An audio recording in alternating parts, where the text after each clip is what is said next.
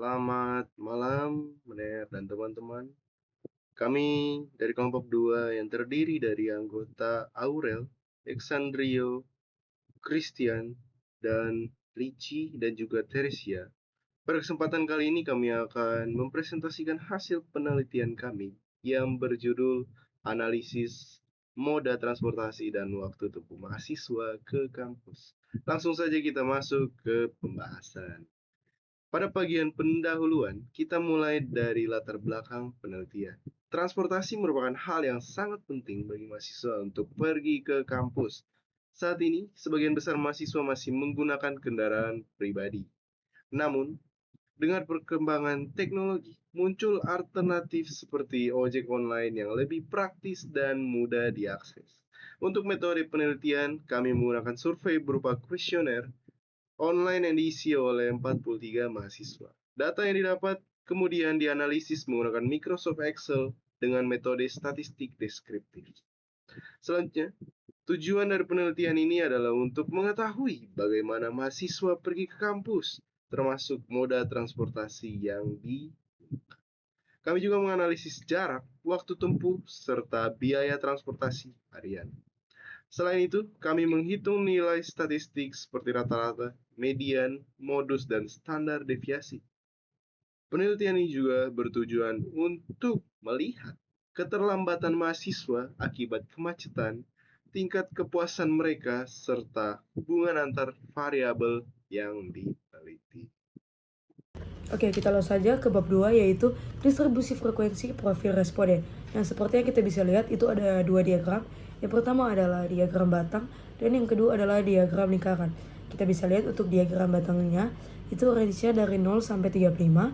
Selanjutnya kita lanjut ke diagram lingkaran. Kita bisa lihat untuk yang berwarna biru, itu adalah laki-laki dengan total 23 dengan persentase 53,5%. Yang untuk yang berwarna hijau, itu adalah perempuan dengan total 20 dengan persentase 46,5%. Nah, kita akan lihat untuk tabel yang di bawah. Tabel yang di bawah ini memuat tempat tinggal, frekuensi, persentase, dan kumulatif. Nah, kita bisa lihat untuk tempat tinggal rumah orang tua atau keluarga frekuensi 20 dengan persentase 46,51% dengan kumulatif 20. Selanjutnya, kos atau kontrakan dekat kampus dengan jarak di bawah 2 km, frekuensi 18 dengan persentase 41,86% dengan kumulatif 38. Selanjutnya, asrama kampus frekuensi 4 dengan persentase 9,30% dengan kumulatif 42. Selanjutnya, kos atau kontrakan jauh dari kampus dengan jarak 2-10 km dengan frekuensi 1 dengan persentase 2,33% dengan kumulatif 43. Oke. Selanjutnya kita bisa lihat distribusi moda transportasi. Nah, kita bisa lihat di sini juga ada diagram batang yang sudah ditampilkan. Kita langsung saja, 41,9% itu adalah motor pribadi dengan 18 responden. Kemudian 30,2% itu adalah ojek online dengan 13 responden. Dan yang ketiga itu adalah 20,9% itu adalah jalan kaki dengan 9 responden. Dan yang keempat adalah mobil pribadi, yaitu mendapatkan 4,7% dengan 2 responden. Kita juga bisa lihat untuk angkutan umum itu 2,3% didapat oleh satu responden. Oke. Selanjutnya kita akan melihat waktu tempuh dan biaya transportasi harian. Kita bisa melihat di sini juga ada diagram batang dan ada diagram lingkaran. Kita bisa lihat untuk diagram batangnya dan diagram lingkarannya. Oke, kita langsung saja untuk diagram lingkaran. Nah, untuk diagram lingkarannya kita bisa lihat untuk yang berwarna biru muda itu adalah waktu tempuh di bawah 15 menit itu dengan total 24 dengan persentase 55,8%. Kemudian waktu tempuh 15 sampai 30 menit dengan total 16 dengan persentase 37,2%. Kemudian yang berwarna kuning itu ada 31 sampai 60 menit dengan total 3 dengan persentase 7%. Kemudian kita bisa lihat 55,8% itu tiba dalam kurang dari 15 menit. Kemudian rata-rata biaya per hari itu adalah Rp16.820 dan 23,3% tidak mengeluarkan biaya. Kita lanjut dalam frekuensi keterlambatan dan tingkat kepuasan. Intinya 60,5% mahasiswa tidak pernah terlambat karena kemacetan, yang artinya sebagian besar mahasiswa bisa mengatur waktu atau perjalanan dengan baik. Dari 43 responden, ada 26 orang yang tidak pernah terlambat. Kepuasannya yaitu 95,3% responden merasa puas atau positif. Rinciannya yaitu cukup puas di 34,9%, puas di 30,2%, sangat puas ada di 30,2% juga. Yang tidak puas sangat sedikit. Kita bisa lihat diagram yang di atas.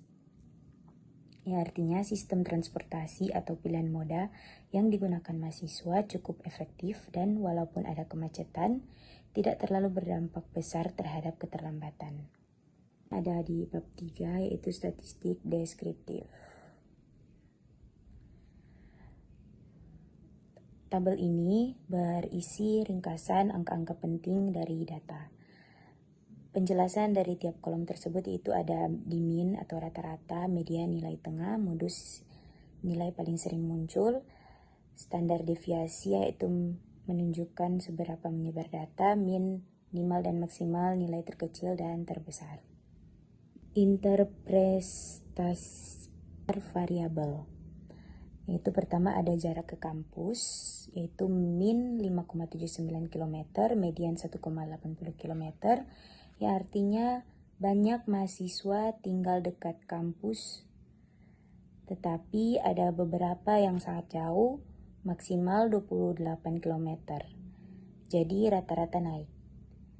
Yang kedua ada di waktu tempuh, min 1,51 atau kode, modus 1 atau yang tercepat, yang artinya mayoritas mahasiswa punya waktu tempuh singkat. Yang ketiga biaya harian, ada min 16.820 rupiah, median dan modus ada di 18.000. Ya, artinya pengeluaran transportasi rata-rata sekitar 15 sampai 20.000. Yang keempat ada frekuensi terlambat. Min 0,49, median dan modus 0 atau tidak pernah. Yang artinya mayoritas tidak pernah terlambat. 3 ada modus variabel kategorika. Tabel ini menunjukkan kategori yang paling sering muncul yaitu modus. Hasil penting yaitu ada di jenis kelamin, laki-laki ada di 53,5%, semester 1 sampai 2 ada di 81,4%, tempat tinggal rumah orang tua ada di 46,5%, transportasi ada di motor pribadi 41,9%, waktu tempuh kurang dari 15 menit 55,8%, biaya dari 11 sampai 25.000, keterlambatan tidak pernah atau di 60,5%, kepuasan cukup puas atau di 34,9%. Tabulasi silang kurang moda transportasi dikali waktu tempuh. Jenis kelamin laki-laki, mobil pribadi 12, ojek online 4, jalan kaki 6, mobil pribadi 0, angkutan umum 1, totalnya 23. Lalu perempuan, mobil pribadi 6, ojek online 9, jalan kaki 3, mobil pribadi 2, angkutan umum 0, totalnya 20. Jadi total semuanya, mobil pribadi 18, ojek online 13, jalan kaki 9, mobil pribadi 2, dan angkutan umum 1. Total semuanya menjadi 43. Dari data yang kita dapat, jalan kaki itu 100% tiba kurang dari 15 menit. Ojek online itu dominan 15-30 menit. Motor pribadi itu fleksibel semua waktu. Angkutan umum 31 hingga 60 menit atau tidak efisien. Lalu laki-laki 52,2% lebih dominan menggunakan motor pribadi. Perempuan 45% lebih banyak gunakan ojek online. Lalu mobil pribadi 100% hanya digunakan perempuan. Bab 5. Pembahasan dan interpretasi. Motor pribadi sebagai moda paling dominan, yaitu 41,9%. Mencerminkan ketergantungan pada kendaraan pribadi. Fleksibilitas, kemudahan parkir, dan biaya operasional yang rendah menjadikan motor pilihan utama. Kondisi ini juga mencerminkan keterbatasan sistem transportasi umum yang terintegritas di sekitar kawasan kampus. Kemudian ojek online sebagai alternatif modern.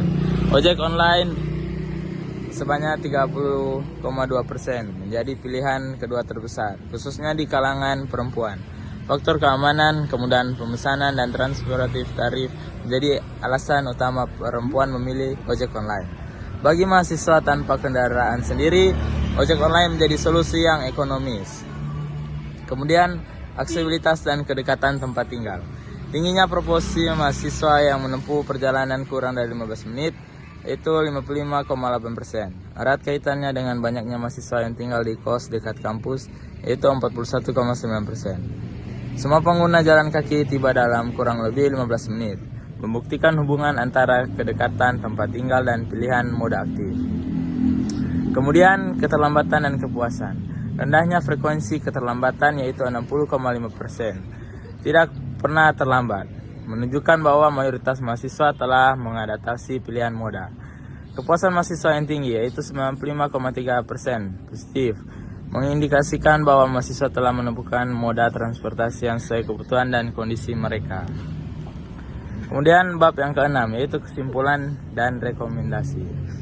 Kesimpulan yaitu yang pertama, motor pribadi paling umum 41,9%. Diikuti ojek online yaitu 30,2% dan jalan kaki sebanyak 20,9%. Kemudian mayoritas mahasiswa 55,8% mencapai kampus dalam kurang lebih 15 menit. Biaya rata-rata sebanyak 16.000 per hari. Kemudian jarak ke kampus sangat bervariasi yaitu 5,79 km sampai dengan 7,3. Kemudian 60,5% mahasiswa tidak pernah terlambat. Itu menunjukkan efisiensi moda yang digunakan. Kemudian 95,3% responden menyatakan kepuasan positif terhadap moda transportasi mereka.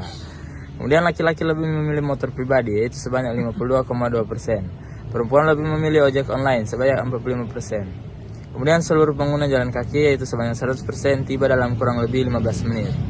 Rekomendasi dari kelompok kami yaitu adalah pertama, penyediaan Starbus atau bus kampus gratis bagi mahasiswa yang tinggal lebih dari 10 km. Kemudian perbaikan dan perluasan jalan pejalan kaki serta fasilitas parkir sepeda. Kemudian yang ketiga yaitu pengembangan integritas antar moda. Kemudian yang keempat yaitu program subsidi kendaraan listrik. Kemudian optimalisasi rambu lalu lintas di sekitar kampus pada jam-jam sibuk. Kemudian penelitian lanjutan dengan sampel lebih dari 100 menggunakan metode inferensial. Kemudian di sini responden ada sebanyak 43. Moda transport ada 5, kepuasan positif ada 95,3%. Dengan motor pribadi sebanyak 18. Terima kasih.